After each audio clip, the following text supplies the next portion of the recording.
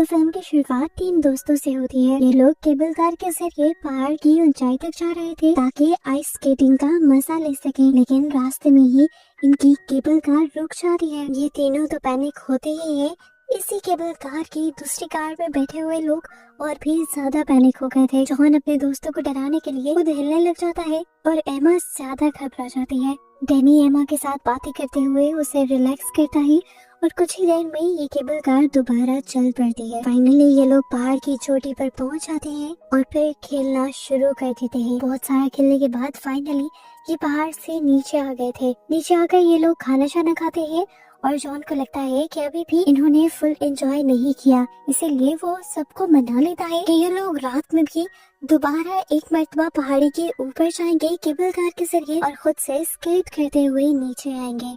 ये लोग जैसे ही टिकट काउंटर पर जाते हैं तो इन्हें पता चलता है कि रिसोर्ट बंद होने का टाइम हो चुका है, लेकिन इन्हें तो जैसे जिद हो गई थी कि आज ही इन्हें केबल कार के जरिए पहाड़ के ऊपर जाना है।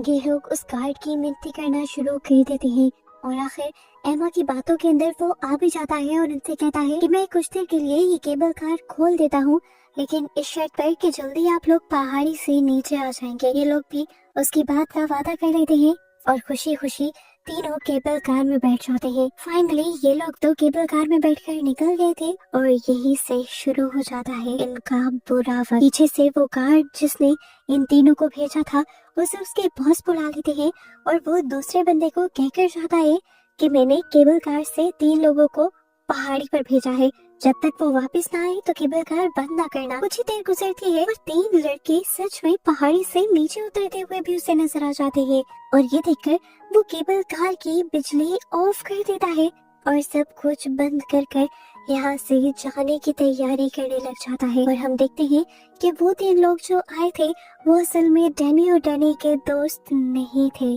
डैनी और डैनी के दोस्त तो आधे ही रास्ते में केबल कार में बहुत ऊंचाई पर अब फंस चुके थे। पहले तो इन्हें लगा कि जरूर ये मशीन का कोई मसला होगा, जैसे सुबह भी हुआ था, लेकिन फिर कई घंटों के इंतजार के बावजूद भी जब मशीन नहीं चलती तो ये समझ जाते हैं कि ये लोग यहाँ पर फंस चुके हैं। ऊपर ठंड बहुत ज्यादा थी और बर्फानी तूफान भी आना शुरू हो चुका था। मसला सबसे बड़ा ये था कि पहाड़ की इतनी ऊंचाई पर कोई नेटवर्क नहीं था कि किसी को कॉल करके मदद के लिए बुला सके।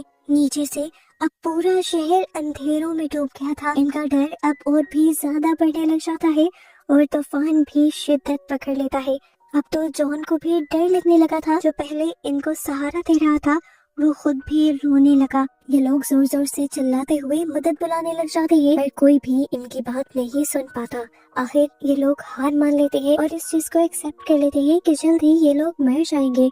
लेकिन तभी नीचे से इन्हें एक स्नो ट्रैक्टर आता दिखाई देता है। ये लोग खुश हो जाते हैं और अपनी चीजें फेंकते हुए उसे अट्रैक्ट करने की कोशिश करते हैं, लेकिन वो ड्राइवर उन्हें नोटिस ही नहीं कर पाता। वो यहाँ अपने साथी को लेने आया था जो पहले ही जा चुका था।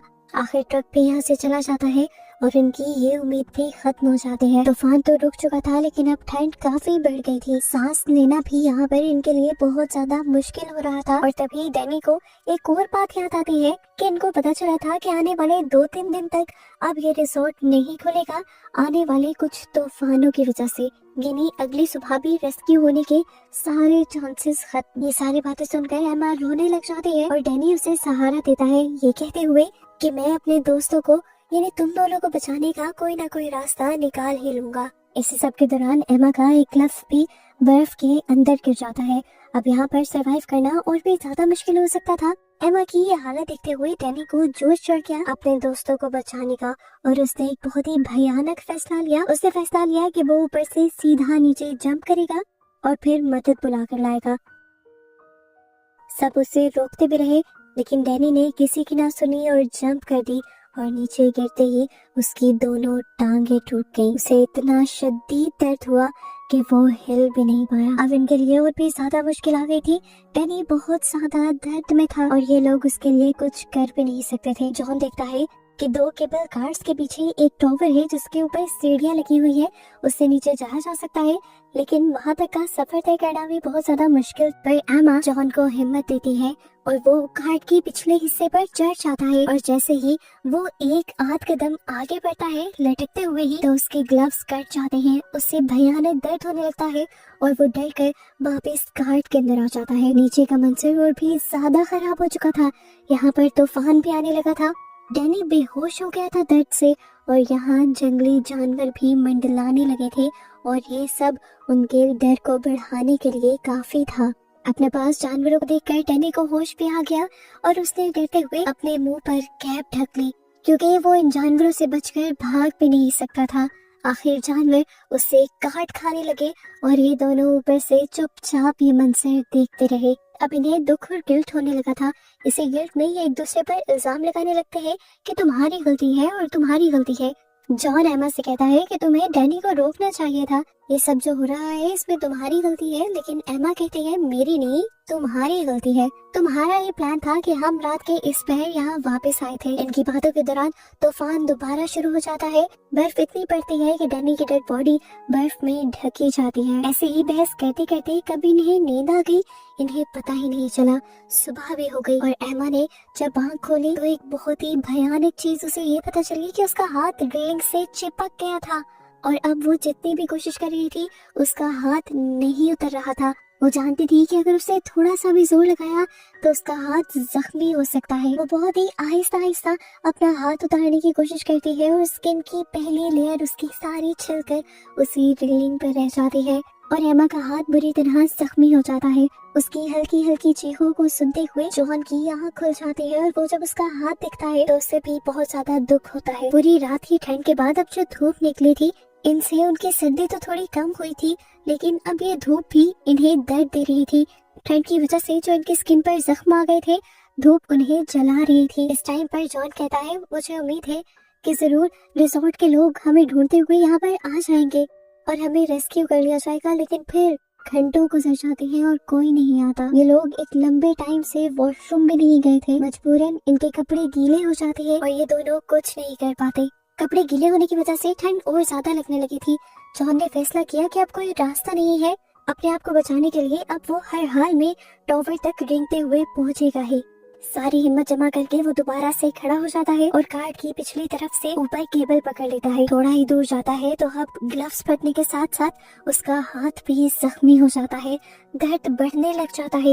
ये रास्ता बिल्कुल भी आसान नहीं था। चलते चलते पीछे से एमा की कार्ड को एक जोरदार झटका लगा। पता चला कि एक स्क्रू ढीला हो गया था और किसी भी वक्त वो वाली कार्ड गिर सकती थी।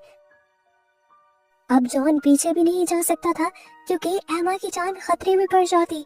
बहुत देर कोशिशों के बाद वो बामुश्किल पहली कार्ड तक पहुंच जाता है, जिसके बाद भी एक कार्ड के बाद वो टॉवर था जिसके जरिए उसे नीचे उतरना था। इस टाइम उसके पूरे के पूरे ग्लव्स खून से भर चुके थे।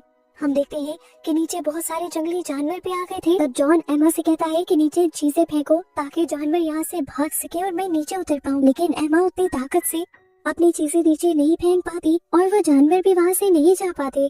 काफी कोशिशों के बाद और डर सहने के बाद जॉन फाइनली उस टॉवर तक पहुंच गया था।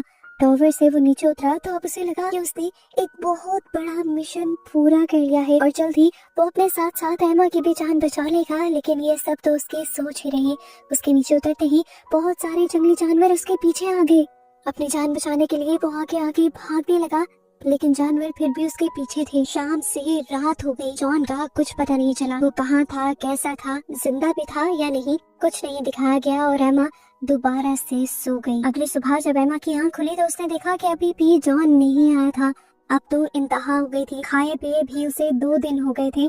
अब अगर वो यहाँ रुकती तो मर जाती। उसने फैसला किया कि बैठे बैठे मरने से अच्छा है कि कोशिश कर कर हार मानी जाए, कम से कम वहाँ पर बचने के तो कुछ चांसेस होंगे। फाइनली वो अपनी कार्ड से जंप कर देती है और कार्ड भी आकर उसी के पांव पर गिर जाती है। लेकिन वो अब अपने दर्द को भी सहते हुए इस इलाके से बाहर निकलने की कोशिश करती है। वो अपने आप को घसीट घसीट कर आगे बढ़ा रही थी और रास्ते में उसने देखा कि बर्फ पर ऐसे निशान थे कि जैसे किसी को घसीटते हुए यहाँ से ले जाया गया हो। वो समझ गई कि यहाँ पर इंसान जॉन ही था और जानवरों ने जॉन को ही घसीटा होगा और चीर फाड़ कर मार दिया होगा। वो आगे बढ़ी तो उसका भी सामना एक जंगली भेड़िए से हो गया। उसे लगा कि अब वो मर जाएगी। भेड़िए के मुंह पर खून के निशान थे, जिससे ये बात कंफर्म हो गई कि भेड़िए ने उसके दोस्त को खा लिया था। भेड़िया उसे कुछ भी नहीं कहता क्योंकि उसका तो पेट पहले से ही भर चुका था। इस तरह एमा उससे बच जाती है और अपने आप को घसीटते घसीटती सड़क के किनारे तक पहुंच जाती है। यहाँ पर भी दूर दूर तक किसी के आने का नामो निशान नहीं था। लेकिन फिर एमा की किस्मत चली। एक आदमी अपनी गाड़ी लिए यहाँ आया और उसने सड़क के किनारे पड़ी एमा को नोटिस कर लिया और यहाँ से फाइनली एमा रेस्क्यू कर ली गई। ये ट्रिप उसे कभी नहीं भूलने वाला था क्योंकि इस ट्रिप में उसने 2 अपने लोगों को खो दिया था। और ऐसे ही इस तरह सिर्फ अकेली बची एमा को ही दिखाते हुए ये मूवी यहाँ खत्म हो जाती है।